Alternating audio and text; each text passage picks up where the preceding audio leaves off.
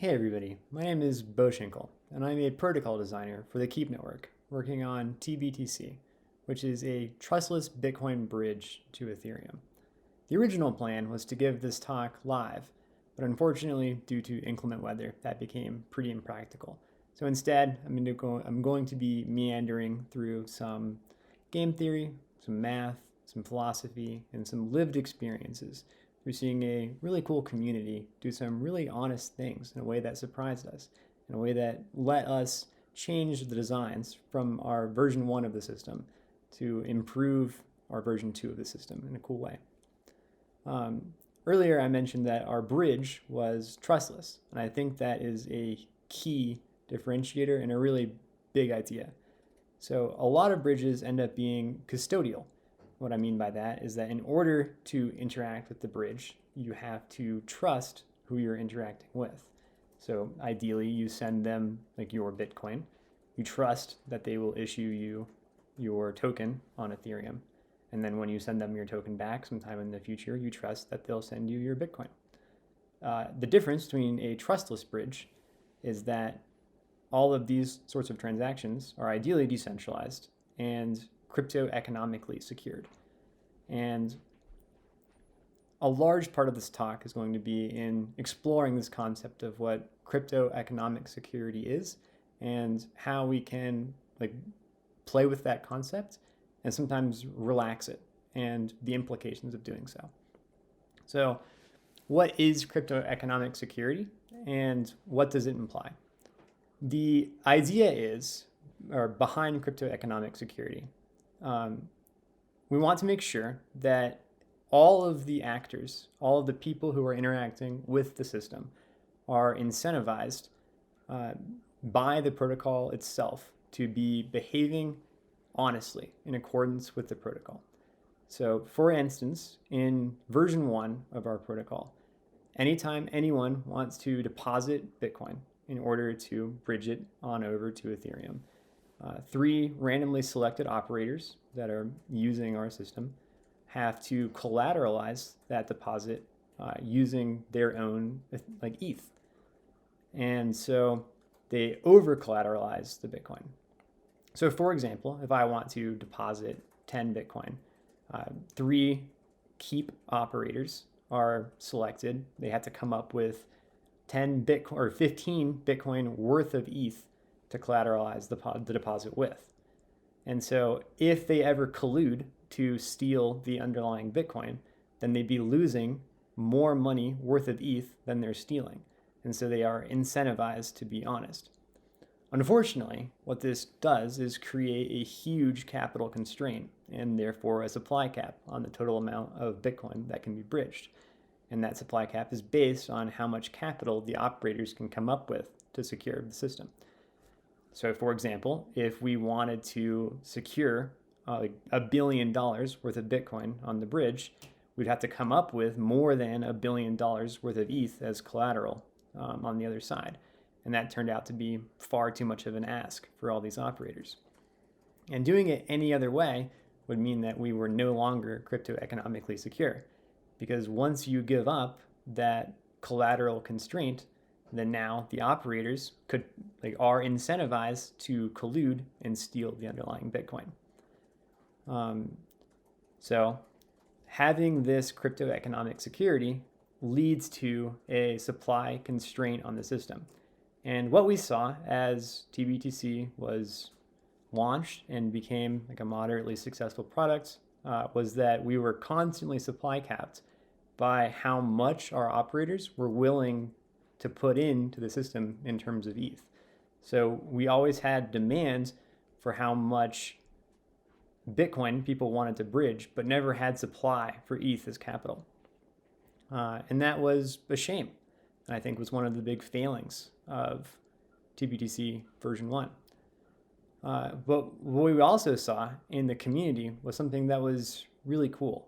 So there was this phenomenon where occasionally when people would create these deposits, they would send the wrong amount to the underlying Bitcoin addresses. We would call that a misfund. And so, for example, you might say, I want to make a 1 Bitcoin deposit And so the operators would have to collateralize that with 1.5 Bitcoin worth of ETH. And then the person making the deposit might accidentally send 10 Bitcoin instead of 1. And on a smart contract level, there's nothing to enforce that from not happening. Bitcoin doesn't stop you from sending the wrong amount. And in Ethereum side, nothing stops the operators from rejecting that deposit. And so you end up with no crypto economic security in that case. And it's purely the depositor's fault. They sent the wrong amount. And so you have this severely under-collateralized deposit. So in terms of purely selfish operators, why wouldn't they just take the 10 Bitcoin? Because all they've put up is 1.5 Bitcoin themselves. And so modeling it from a purely selfish, purely game theoretic perspective, you end up expecting that everyone would just take the money in those circumstances. But after watching people use the system for years, that just wasn't happening. And I thought that was beautiful. Instead, what we saw was that the operators were going out of their way to try to return the money. And the system wasn't built to even allow that. And so people were trying to find loopholes in order to refund those deposits because they didn't want to be in charge of collateralizing that much Bitcoin.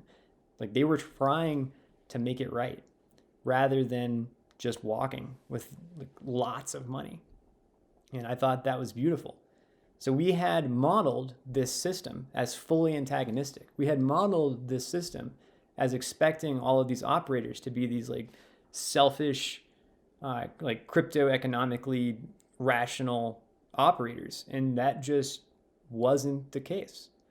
And that got us thinking, what if we can release this capital constraint by making what's called an honesty assumption? And so the idea here is that we have these 3 of 3 signing groups. And in order to steal the underlying Bitcoin, you have to have all 3 of the underlying operators collude to steal the Bitcoin. And so if just one of them is honest and refuses to steal it, then none of them can. And so if you say, I think 10% of my operator base just won't take the money, then now you're able to calculate the probability that any particular wallet is immune to this sort of a problem. And we call that general concept an honesty assumption. And so you can sort of play around with those numbers and figure out how honest do we think our community is. And given that parameter of honesty, and given how big we want our wallets to be, whether or not it takes 3 of 3 or 10 out of 10 or 51 out of 100 or whatever you decide, what's the probability that the dishonest operators are able to take the underlying funds? Once you do that, then you now have the ability to say, what's the probability of a dishonest operator? And if it is sufficiently low, then you are able to, rather than have each wallet be individually collateralized, instead basically sell insurance via what we call a coverage pool, which is a pool that people can put money in, and then they collect rewards when the wallets are honest in general, and then they might pay out when the wallets are dishonest and steal the funds. And this concept let us massively release the capital constraint. And so at this point, people might be wondering whoa, Bo, doesn't that mean that the wallets themselves are no longer crypto economically secure? And doesn't that mean that these wallets are custodial? And the answer is sort of. There is less crypto economic security. And I like to think of this as a gradient. So rather than like this binary idea of this is either fully crypto economically secure or not crypto economically secure at all.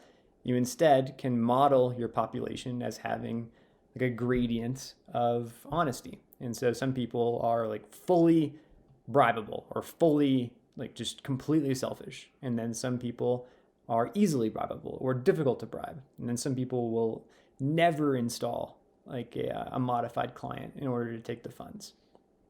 And so you can begin to like model your population and figure out where in the gradient you think your community is, and then make assumptions from there.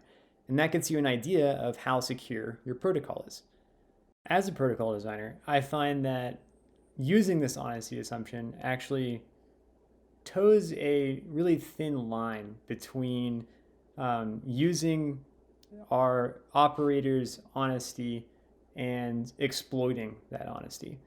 And what I mean by this is that using their honesty allows us to release this capital constraint that I described earlier, and it allows us to reward operators for their honesty.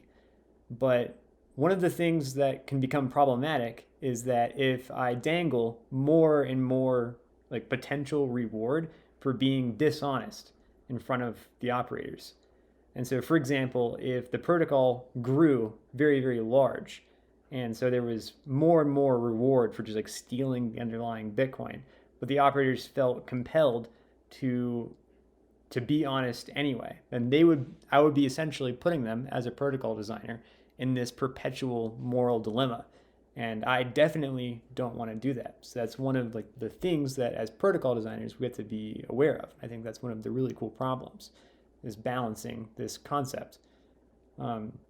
So what we have to do is, again, balance the information that our communities are honest and want to do generally the right thing and aren't just rational economic maximizers, with not exploiting their honesty like for protocol maximum efficiency. And I think that's like a fascinating sub-problem in itself. For V2 in particular, I find that like once we've seen enough growth, then the wallets themselves will become more like larger and larger, which incentivizes the operators to become more and more dishonest. Fortunately, we have upgradability, which is one of the greatest tools for the protocol designer.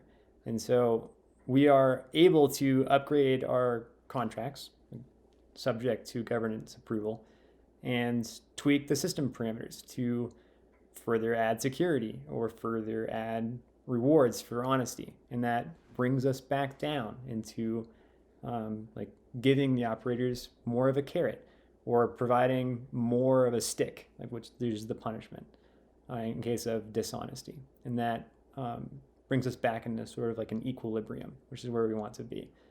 And so we have this like constant design idea where at the beginning of a system, like in its early days, we want to make sure that it's capable of growing and becoming large. But as we start to see this growth, we want to make sure that it doesn't go out of control and that it doesn't become something that is causing our operators to like have these moral dilemmas or are considering like spinning up Discord groups where they are sharing, like dishonest clients or whatever it is. Like I don't want to create that situation.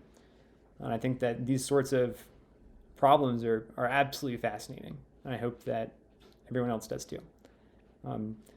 That is my talk. And I hope that you guys enjoyed it as much as I did. And I hope you guys enjoyed the rest of the panels.